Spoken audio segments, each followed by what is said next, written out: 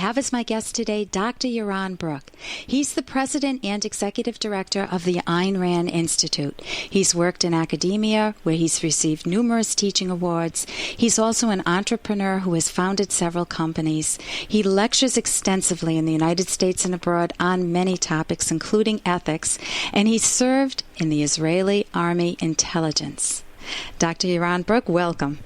Thanks for having me on. Oh, it's wonderful to have you on again. You served in the Israeli Army Intelligence, and you must have seen the methods that the terrorists use to destroy a person. And I want to bring it to the family first, and then you can elaborate on it in terms of what you see in politics going on now or in Israel when you were serving in the Army Intelligence.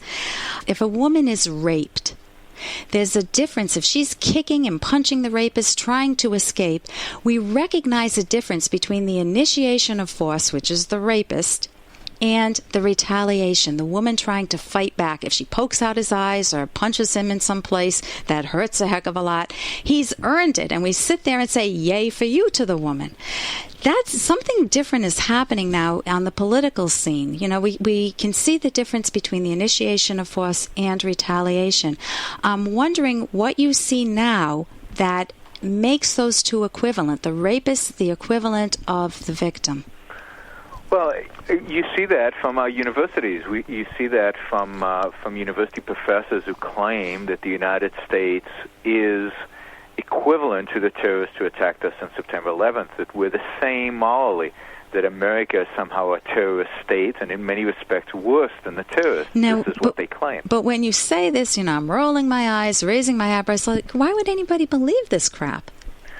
That's a good question. I think because it appeals to a certain group of people who want to criticize America in any way that they can. It usually comes out from people who don't believe in our system, who don't believe in capitalism, who don't believe in freedom, who don't believe in individual rights. And to them, the fact that we chose this particular system of freedom, is the same as somebody else who chooses slavery, chooses dictatorship, chooses religious theocracies. Because to them there is no right or wrong. There is no truth and falsehood. They believe that reality is a flux, that nothing that you actually see really exists. You make it up as you go along. I don't think anybody genuinely believes this. I think that's a cover-up.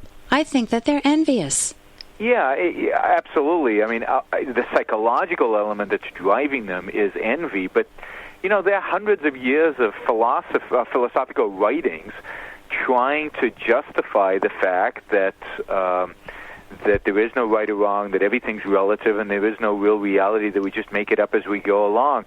People adopt those philosophies for various psychological reasons. It's a great crutch to believe that you can create your own reality in your own mind, and you don't have to pay attention to laws of gravity and the laws around you.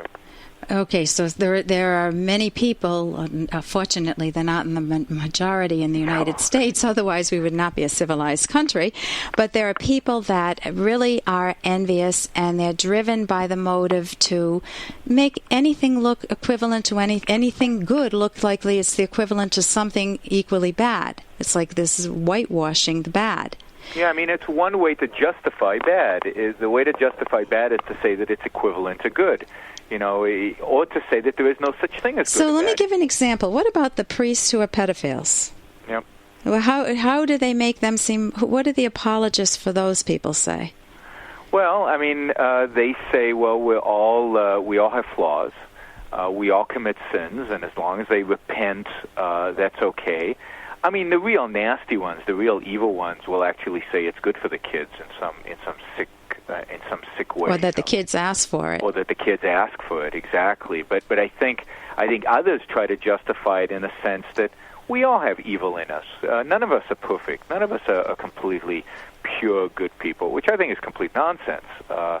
Particularly when you take it to that kind of abusive degree. Well, how can you tell? Most of us are not that bad. Here's a tough question. How can you tell the difference between good and evil? Well, good is that which supports human life. Good is that which leads to success, to prospering. Good is that which is rational, which is consistent with reality. And bad tends to be whim worshipping. It tends to be a negation of reality, an escape from reality, and therefore it is anti-life. It's anti-human life, and it usually involves hurting oneself and hurting other people. Okay, so my show is called The Rational Basis of Happiness. If most people want to be happy, I mean, either that or they've just given up on their lives, but they come into therapy saying, I feel anxious, I'm having panic attacks, or I just don't feel like my life is going in any direction, I don't have any focus in my life, and I'm not happy. And you're saying that there's a standard for good, that if that person is more rational, they're more likely to achieve happiness. Whereas if they think that anything goes, or that the guys in the prison are the equivalent of the guys at the universities, they are in some cases, but of the better professors, then it seems like there's no good or evil, and why bother? Why set goals? Why try to achieve anything in life if you're no good if you do it? No, that's absolutely true. And more than that, one of the things religion teaches us, which I think is horrific, is that the notion that you can be good and not happy. That is, that you get your happiness in some other world in after you die.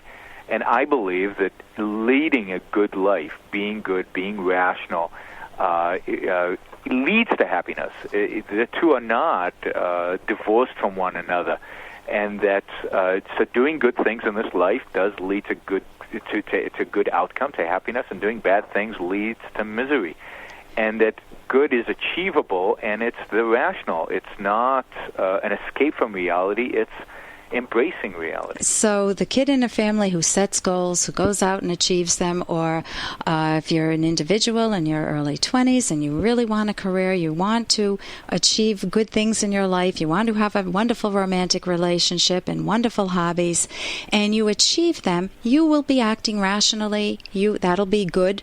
And that's not the equivalent of what? What would be the alternative? Robbing people, backstabbing them? Absolutely. I mean, you deserve that happiness, and the people who are backstabbing and so on, they are bad, and they don't deserve to be happy, and indeed, they won't be happy, and hopefully they'll get caught and go to jail.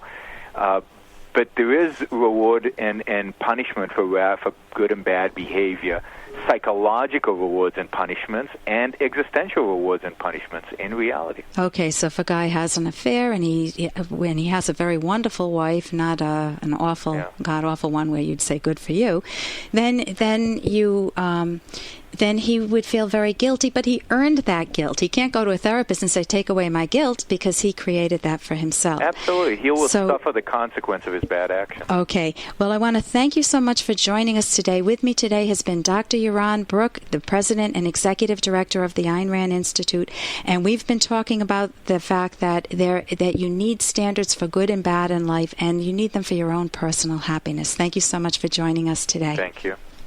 And the good you can take from that is think of your own life and ask yourself the question, am I leading a life that brings me rewards, that brings me happiness, or am I building up resentments? Every day I'm feeling more bitter towards my kids, my husband, my wife, my parents, my coworkers, and if you're building up resentments, you want to look and say, am I living a duty-bound life?